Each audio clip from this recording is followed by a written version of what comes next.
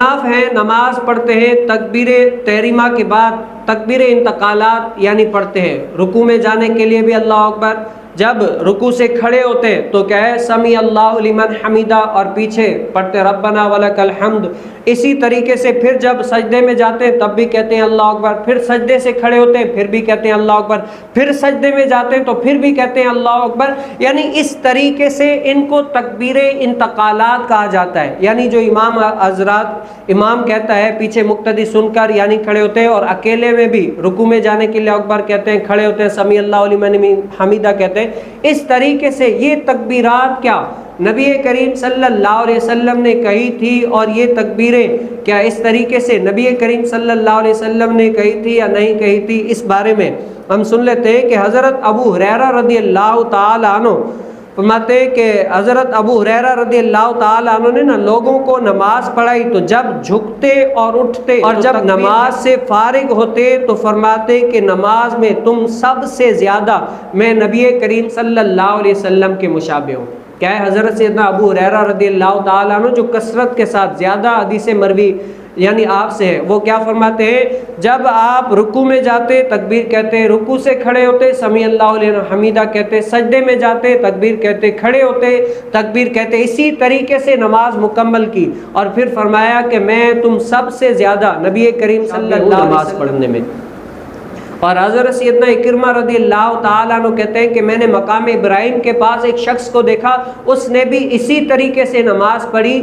جس طریقے سے آج احناف پڑھتے ہیں، یعنی تکبیر انتقالات کہتے ہیں۔ اور صحابہ کرام رضی اللہ تعالیٰ مجمعین کی نبی کریم صلی اللہ علیہ وسلم سے اتنی تو محبت تھی، محدثین فرماتے ہیں کہ صحابہ کرام جو رکوع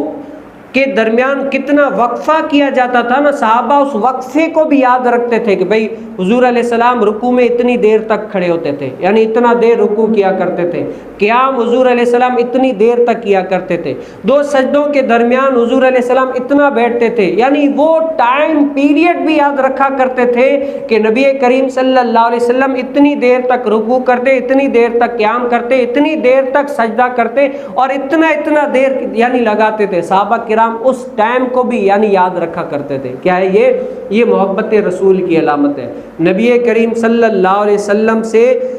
محبت کی علامت ہے، اور حضور علیہ السلام کی اتباع کی علامت ہے۔ اور جب نبی کریم صلی اللہ علیہ وسلم رکوع سے اٹھتے نا سمیع اللہ لمن حمیدہ کہتے، صحابہ کرام کیا کہتے اللہم ربنا ولک الحمد، اور ایک صحابی نے کیا کیا اللہم ربنا ولک الحمدا کثیرا مبارکا فیہ۔ تو یہ جب کلمات کہے نا تو حضور علیہ السلام نے نماز کے بعد فارغ ہو کر پوچھا یہ کس نے کہے تھے کلمات، ایک مرتبہ پوچھا جواب نہیں ہے، دوسری مرتبہ پوچھا یہ کلمات کس نے کہے تھے، تو اس نے ایک صحابی رسول نے عرض کی یا رسول اللہ میں نے کہے تھے، کہا کہ میں نے دیکھا کہ 30 یا 50 سے زائد فرشتے تمہاری طرف تیزی سے دوڑے اور ان الفاظ کو لکھنے کی کوشش کی، یعنی لکھنے کے لیے اللہ کی بارگاہ میں اتنے ان کو پسند آ گئے۔ یعنی نماز میں تسبیح کرنا یہ بھی اچھا عمل ہے، اور یہ جو ہم کہتے ہیں سمیع اللہ لمن حمیدہ ربنا ولک الحمد، یہ کیا ہے تسبیح ہے، اللہ کی پاکی بیان کرنا۔ اور اسی لیے کہتے ہیں کہ امام کے ساتھ تحمید تم بھی کہو، یہ بھی ہے کہ اگر امام کے ساتھ تحمید مقتدی بھی کہتا ہے تو جس کی تحمید امام کے ساتھ مل گئی اور فرشتے بھی اس پر کیا ہے تحمید کہتے ہیں، تو جب ان کی اور لوگوں کی یہ دونوں موافق ہو گئی نا تو اللہ تعالیٰ اس کے تمام پچھلے گناہوں کو معاف فرما دیتا ہے۔ تو یہ کیا ہے نماز کے اندر تسبیح بیان کرنے کی بھی یہ بھی بہت سارے فضائل